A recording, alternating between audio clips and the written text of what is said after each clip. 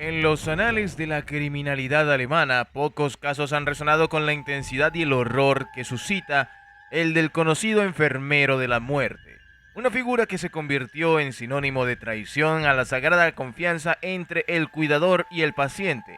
Este caso, perpetrado por Niels Hogel, un enfermero que ejerció su profesión bajo una sombra macabra, ha dejado una cicatriz imborrable en el sistema de salud alemán.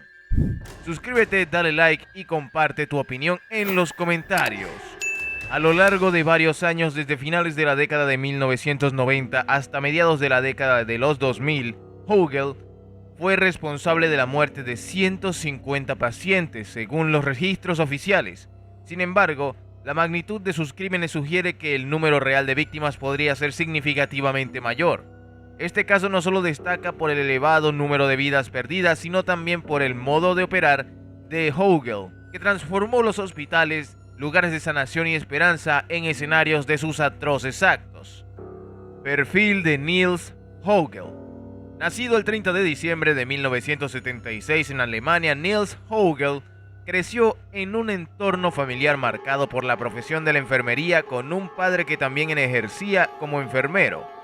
Esta influencia temprana despertó en Hogel el deseo de seguir los pasos paternos, lo que eventualmente lo llevaría a adoptar la misma profesión a la temprana edad de 19 años. Este paso, aparentemente inocuo en su desarrollo personal y profesional, marcó el comienzo de una de las carreras criminales más notorias en la historia de la medicina. Su ingreso al campo de la enfermería fue recibido sin sospechas, con colegas y pacientes inicialmente ignorantes de las oscuras intenciones que se ocultaban detrás de su sonrisa tranquilizadora y su aparente dedicación al cuidado de los enfermos. Inicio de los crímenes. El punto de inflexión en la carrera de Hogel llegó a finales de 1999, cuando fue contratado en el hospital de Oldenburg, ubicado al norte de Alemania. Aquí, asignado a la unidad de terapia intensiva de cirugía cardíaca, comenzó a manifestarse un patrón alarmante. Un incremento inmediato en el número de reanimaciones y muertes se produjo bajo su vigilancia.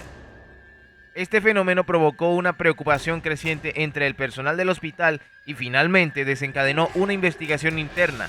Los resultados fueron escalofriantes.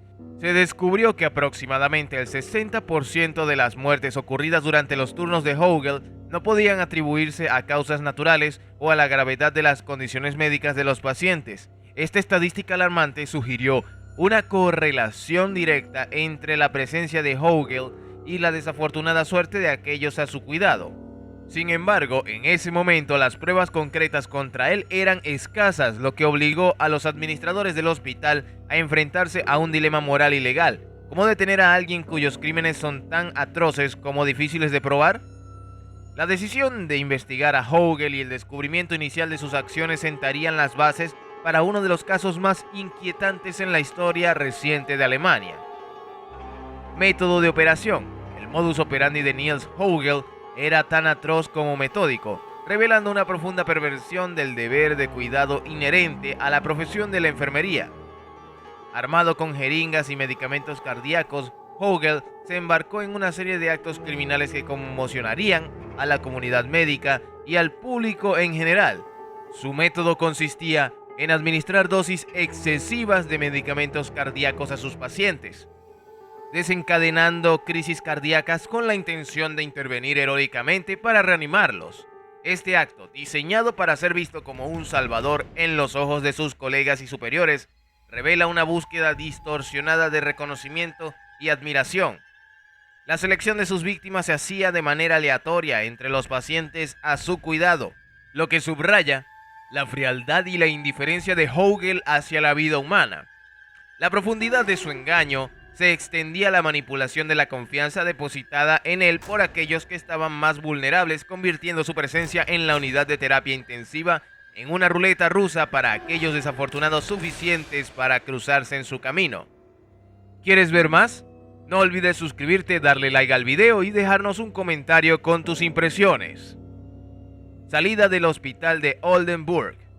A medida que las sospechas comenzaron a acumularse en torno a las actividades de Hogel en el hospital de Oldenburg, la dirección del hospital se vio enfrentada a una decisión crítica. Las opciones presentadas a Hogel reflejaban un intento de mitigar el riesgo sin desencadenar un escándalo. Se le ofreció cambiar de puesto o ser expulsado, optando por la salida menos confrontativa. Hogel dejó Oldenburg solo para encontrar empleo en otro hospital, en Delmenhorst, respaldado por referencias positivas de sus antiguos empleadores. Este traslado marcó el comienzo de una nueva y oscura etapa en la carrera criminal de Hogel, donde continuó su letal patrón de conducta abusando de su posición para infligir daño y muerte bajo la guisa de cuidado médico. La capacidad de Hogel para moverse sin ser detectado entre instituciones médicas destaca las fallas en los sistemas de revisión y supervisión que permitieron que sus crímenes continuaran sin ser detectados durante tanto tiempo. Investigaciones y condena. El círculo de justicia comenzó a cerrarse en torno a Niels Hogel. En 2008, cuando fue finalmente llevado ante la justicia y condenado a 8 años de prisión por 2 intentos de homicidio. Esta condena, aunque representó un paso hacia el reconocimiento de sus crímenes, apenas rozó la superficie del horror que Hogel había infligido. En 2015, una segunda investigación profundizó en la magnitud de sus acciones, resultando en una condena a cadena perpetua por la muerte de 5 pacientes. Sin embargo, fue la tercera investigación en 2019 la que arrojaría luz sobre la verdadera escala de sus atrocidades.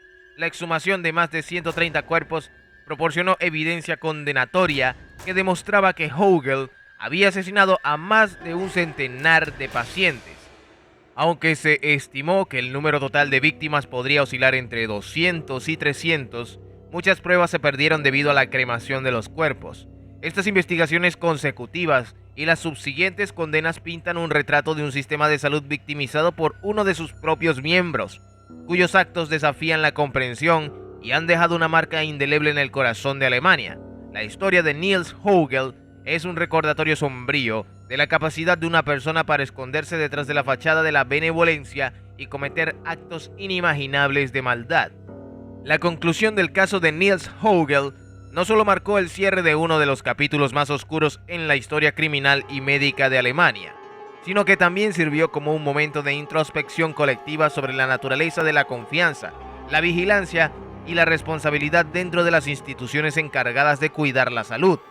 En junio de 2019, la justicia finalmente alcanzó a Hogel con una condena a cadena perpetua, una resolución que, si bien no puede compensar la pérdida de vidas ni el sufrimiento causado, al menos ofreció un cierre formal a las familias de las víctimas y a una sociedad consternada por la magnitud de sus crímenes. La condena fue el resultado de una serie de investigaciones meticulosas que revelaron no solo la depravación de los actos de Hogel, sino también las deficiencias sistemáticas que permitieron que sus crímenes continuaran durante tanto tiempo. Este caso, sin embargo, no es un incidente aislado en la historia de los crímenes cometidos dentro del sistema de salud. A lo largo de los años se han descubierto otros casos en diversas partes del mundo donde individuos han abusado de su posición en el sector de la salud para cometer actos similares de violencia y traición.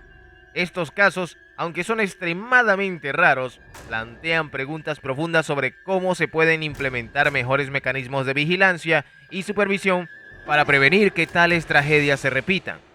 La reflexión sobre el caso de Hogel y la existencia de otros similares invita a una discusión más amplia sobre la naturaleza de la maldad humana, la ética en la profesión médica y la importancia de la transparencia y la responsabilidad en todas las instituciones.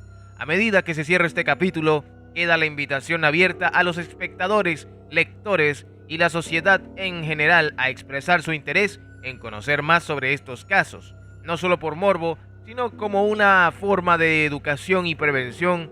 Conocer y entender estos casos puede ser un paso crucial hacia el fortalecimiento de nuestras instituciones, asegurando que sirvan como verdaderos refugios de sanación y cuidado, libres de las sombras de la traición y el crimen. Para contenido exclusivo como este, asegúrate de suscribirte, darle like y expresar tus pensamientos en los comentarios.